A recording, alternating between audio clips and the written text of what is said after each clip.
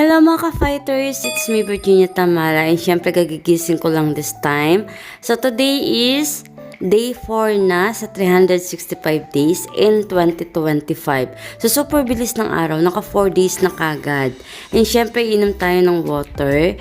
So routine ko na talaga to pagkagising, inom ako ng konting tubig and weather check. So super ganda ng day ngayon. And si Moha, ayan, hinawakan ko, nagulat pa talaga siya kasi hindi ko alam kung ano niisip niya. So, every morning, andyan talaga siya sa window.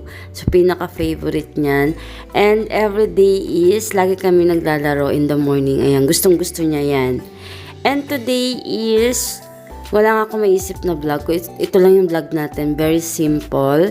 And after ko nito is, ayan, magtututbrush na ako at maghihilamos. And automatic yan, andyan si Moha. So, lagi siyang sumasama sa akin every morning. Ganitong routine ng tututbrush ako. Andyan din siya. And syempre, after natin nito is magbe-breakfast na tayo. Habang nagbe-breakfast ako mga ka-fighters, nag-check ako ng Facebook ko at page. At ito yung laging lumalabas sa newsfeed ko. Yung about kay Barbie na breakup nila ni Jack. So, yan na lang. From January 2, yan yung pumutok na balita, diba? So, sila na lang yung lagi yung nasa newsfeed. So, hayaan lang natin, diba? Kung anong gusto nila sa life nila. So, life nila yan.